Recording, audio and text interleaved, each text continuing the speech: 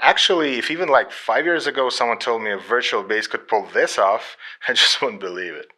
Hey, I'm Roman from Architects Productions, and today we're checking out the brand new ArchitectsBass from Submission Audio.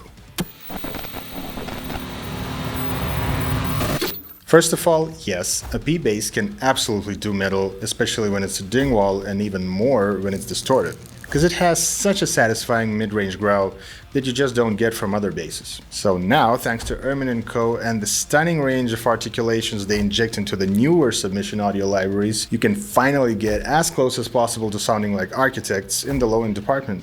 And if you want to actually get your hands dirty and try and remix the demo you're about to hear, head over to my Patreon and get all the stems from this session, as well as bounces of the ArchitectsBass in all three settings, DI, clean, and distorted, so you can try it all through your own signal chains and plugins. Definitely check it out, because otherwise it's basically impossible to demo a Kontakt library without actually buying it. And with that out of the way, let's get to the demo.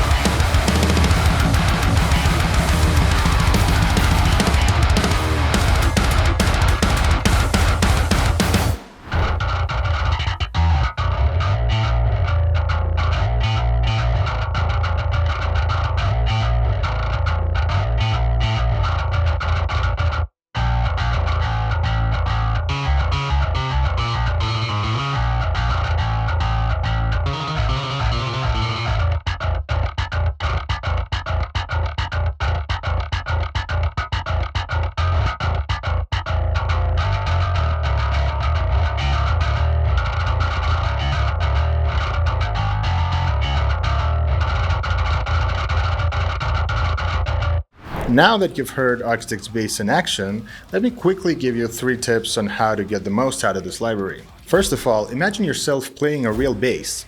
You hit the string, then you hit it again, then you go down, up, down, up, down, up, you alternate strokes, then you have a build-up like da da da da da da da.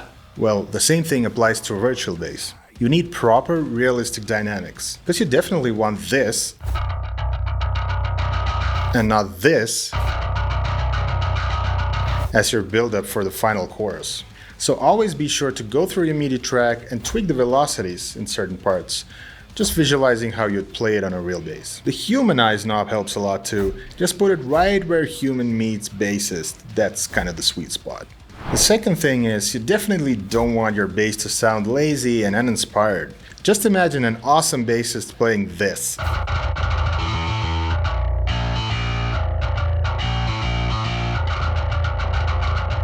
Just doesn't happen. There's always stuff going on.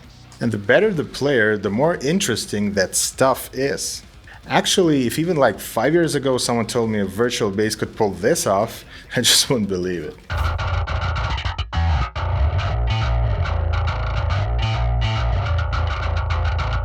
So please, don't be lazy, click that little gear button, explore the list, and take your time to program articulations. There are so many of them in Submission Audio libraries, it would be an absolute shame not to utilize them.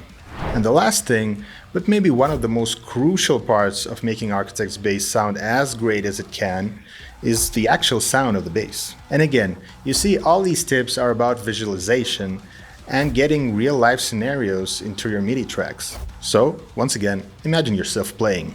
You have some open string action, then maybe a slide from the 12th fret, then some tapping on the higher frets. Now you have all this programmed, and you used all the velocity and articulation techniques we talked about earlier.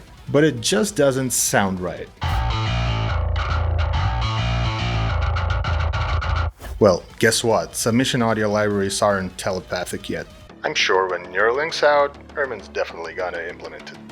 But for now, you actually need to tell the VST which string you're gonna use for a certain part. Because I cannot stress enough how crucial it is for a great sounding bass line, especially one with slides going on.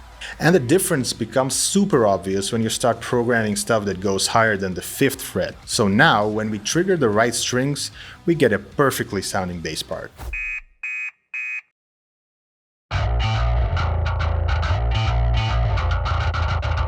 There is a bit of a life hack though. You can actually set the position to 7 and it'll basically ignore all the open strings and more shrill sounding fret positions, well, except for the lowest string of course.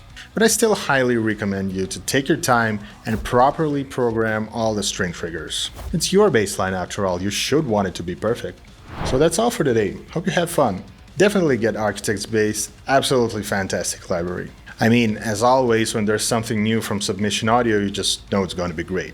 Be sure to like this video, subscribe to my channel, and don't forget to check out my Patreon for those stems and bass bounces, as well as other interesting stuff. And while you're still here, go and check out my Neural DSP Parallax X video, because it's a perfect fit for the ArchitectsBass, as well as any other Submission Audio library, and well, a real bass if you have one.